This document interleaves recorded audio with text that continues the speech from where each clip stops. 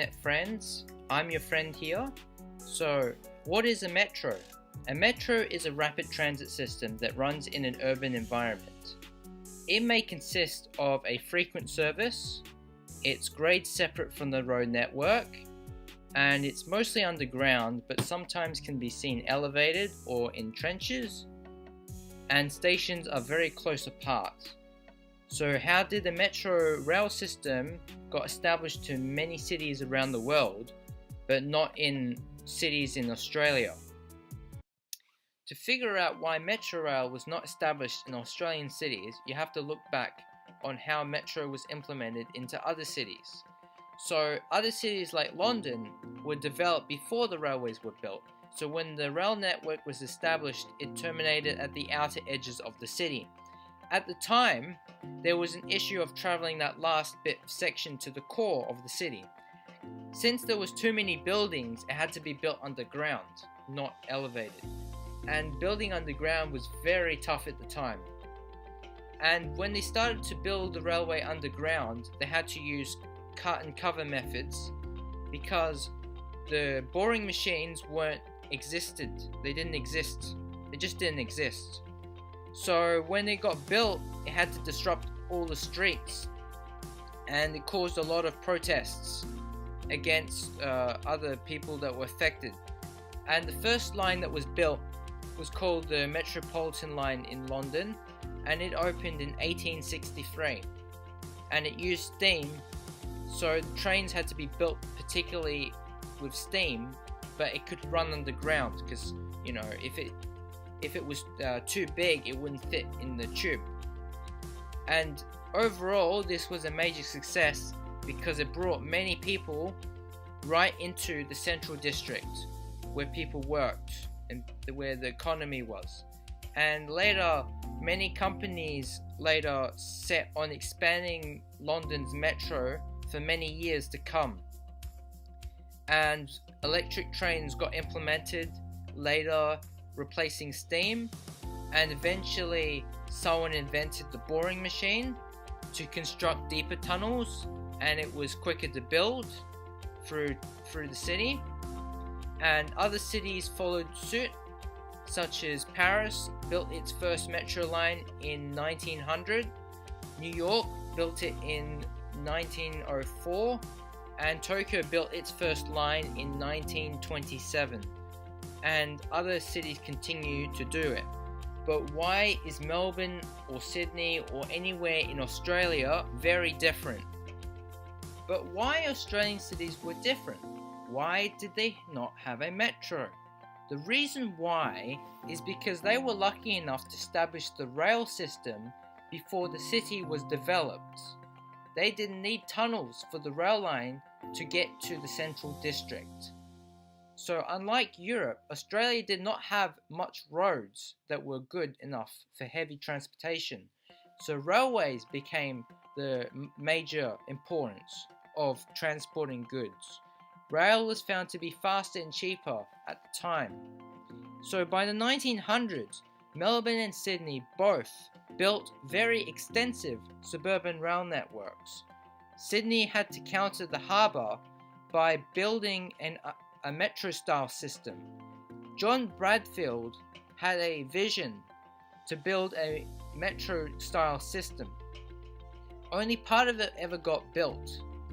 So in 1932, the Sydney Harbour Bridge was built, connecting the rail lines north of the harbour and running under the city to connect with Central. But due to the boom of car travel in the 1950s and 60s, the plans for John Bradfield's tramway was scrapped. Only the rail loop was constructed by 1955, and only later on, the Eastern Line was built much later in the 1970s. Melbourne, unlike Sydney, did not have much of a plan until 1940. The Ashwood Improvement Plan was to improve railway connections in Melbourne. It would have included the City Loop, a link to the City Lines, and a few other connections and extensions. But unfortunately, it was done during World War II, so most of it was never built.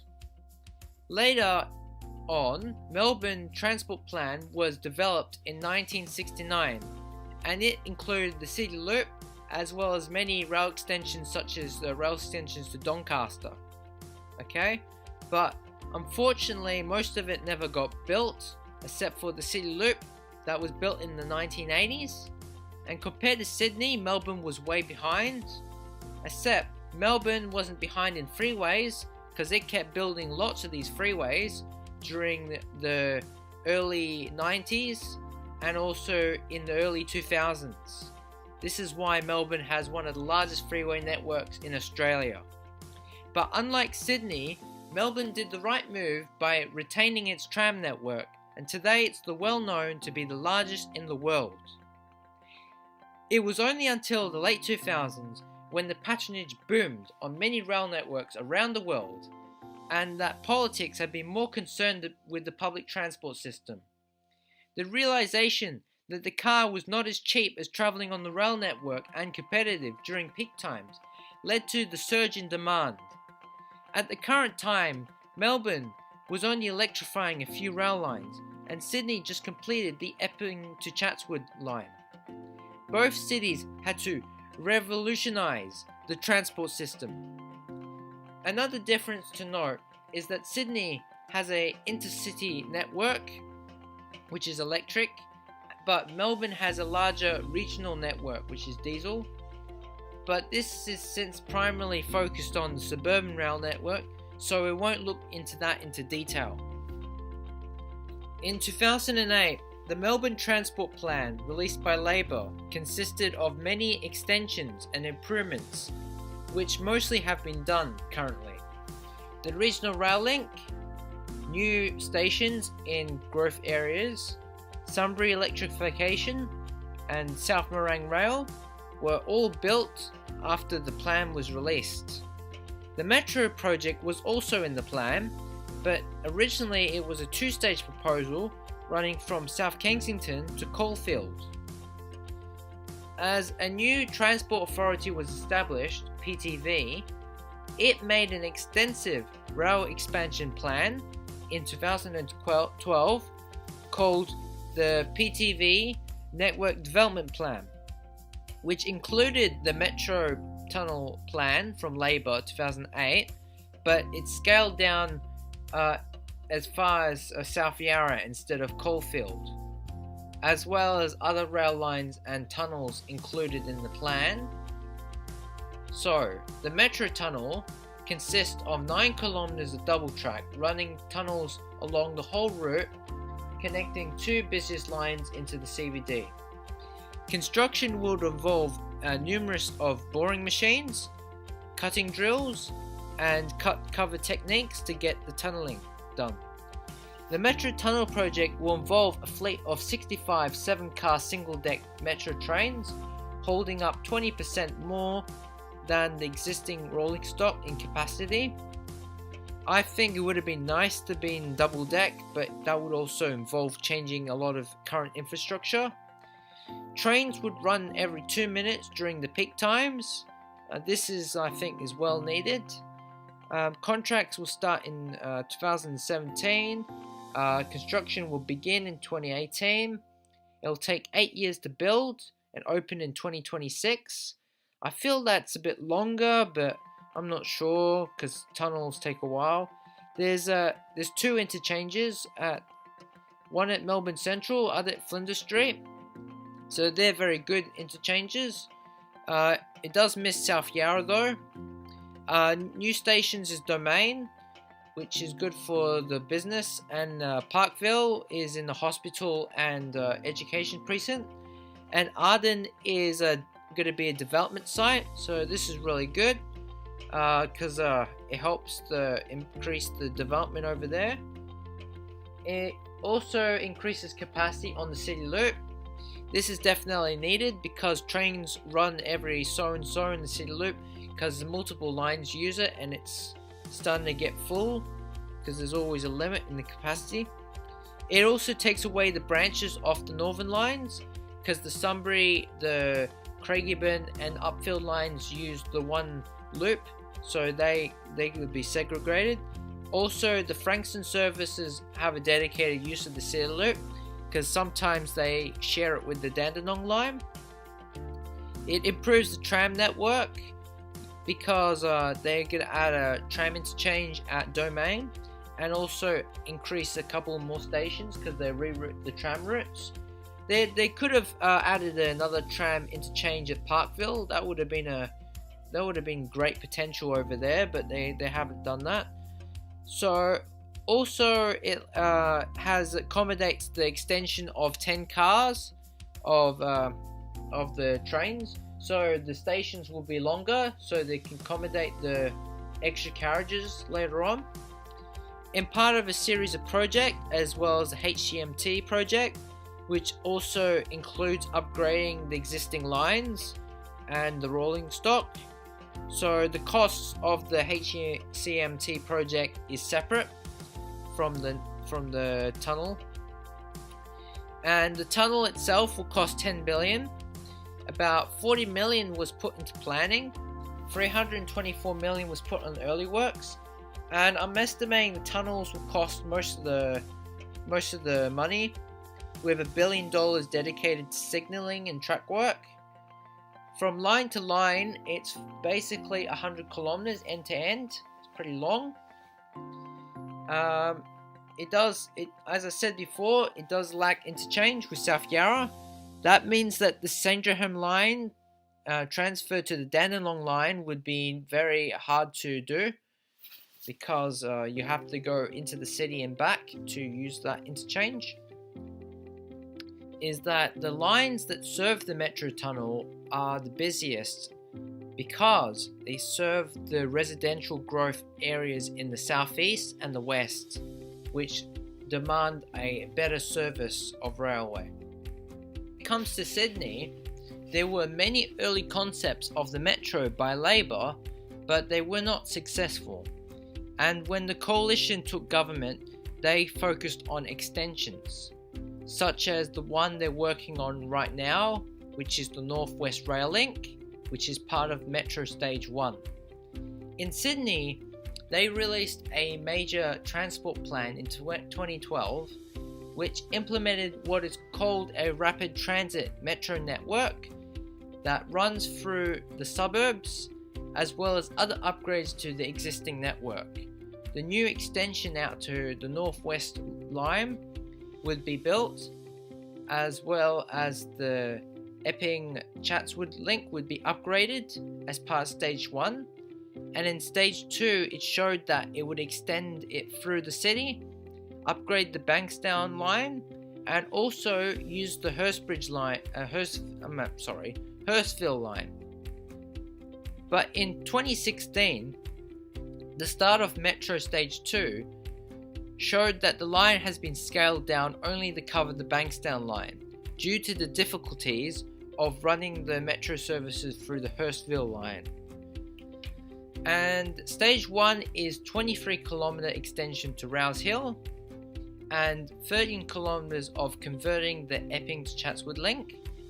Stage 2 involves 16 kilometers of tunnel through the CBD and 14 kilometers of converting the Bankstown line. Construction for the tunnels use boring machines, and the elevated sections are built using sections of concrete pieced together using a special machine. And the Sydney Metro will consist of 22 6 cars for Stage 1, with additional 37 6 cars to be added as part of Stage 2. But I believe 6-car single-deck trains might not be enough to cope with the demand on the Northwest Rail Link. There should be more cars. The trains would run every 4 minutes and potentially able to run every 2 minutes in the future. I don't see any reason why it should be 2 minutes or less than 4 minutes, because it's going to be very busy as soon as it opens. The contract Stage 1 was in 2013, and its construction has between 2014 to 2019. Stage 2, the contracts were in 2016, and its construction will be roughly 2018 till 2024. Now, when it comes to Sydney Metro, apparently it is done much quicker than Melbourne, which is a bit maybe to do with the soils or something, but it's much quicker to get built over in Sydney. It has many interchanges as part of the Sydney Metro. Chatswood, Epping, Central, Martin Place and Sydenham. They seem decent because they connect to many different rail lines across the New South Wales. Stations. Many stations along the whole route will serve many residential and commercial areas. So, like the new development at Barangaroo will have its own station. The stations along the growing Northwest Corridor will get stations. And the stations will also include along the Bankstown line, which is getting a lot of apartment development at the moment. It increases the capacity of the City Loop, same as Melbourne. So when the trains run on the City Loop, many use the City Loop, and it takes away a line off the City Loop, which will increase the capacity overall. Takes away the Bankstown branch and removes the shuttle service of the Northwest Rail Link. So basically, when the metro extends, it will get rid of the shuttle off the Northwest Rail Link, which is kind of needed. But I believe that could have been done as one stage, but unfortunately it's been done in two little stages. It will connect to the tram network because they're going to rebuild a walkway at Central Station. This is very good, future proofing right there. Accommodates the extension of 8 cars. Yeah, that's good, but should be 9 to 10 cars to be honest. Part of the overall strategy to add more rapid transit lines. Yeah, they're gonna add one at the west. They're gonna add one to the west, and eventually they're gonna add more in the future. So this is very good because rapid transit lines are quick and easy to use. Stage 1 will cost $8.3 billion, so that's quite pricey, but most of it is tunnels, so you can see where the price comes from. Stage 2 cost $11.5 to $12 billion, so even though that's a lot of money, it's much cheaper than Melbourne's tunnel, which is only 9 kilometers. They have 16 kilometers plus the conversion. In a total, it's $20 billion.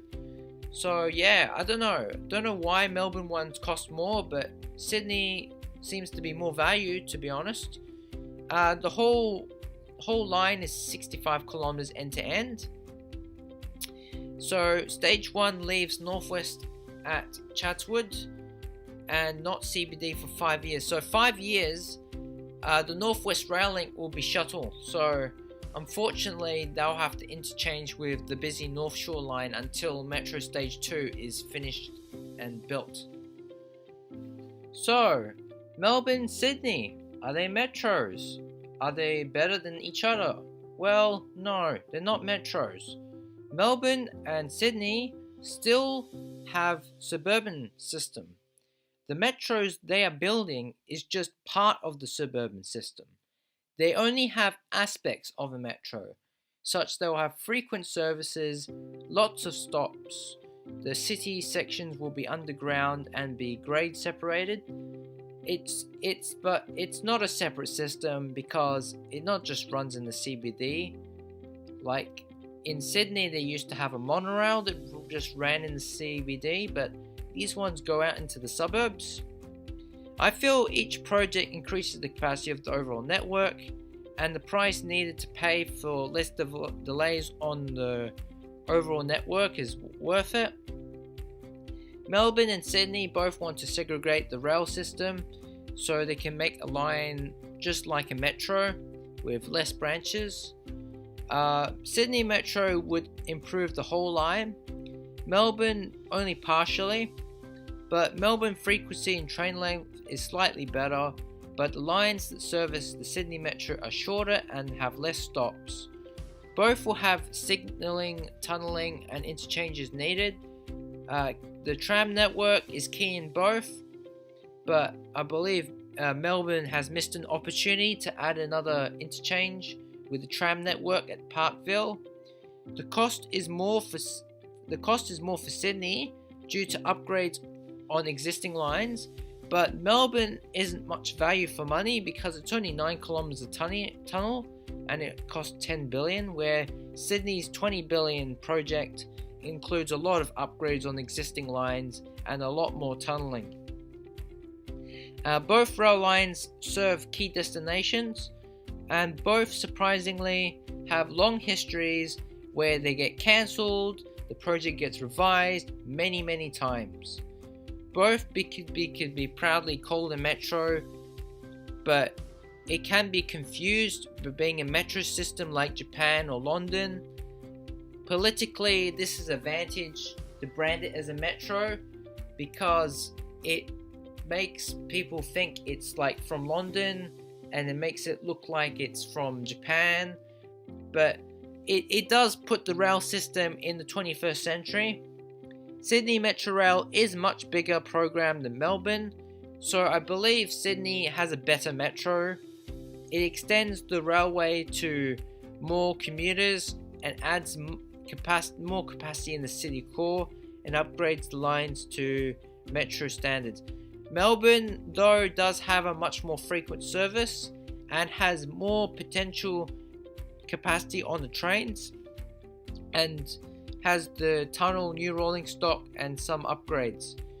But the Melbourne one does not have the extent of adding an extra new rail line or upgrading all of its rail lines. So Sydney at the moment, at the current stage, is better off. I'd like to take the time to apologize to the YouTuber Kling3R because I used his footage and I didn't ask him first, and it got copyright and all that. So yeah, I'm sorry.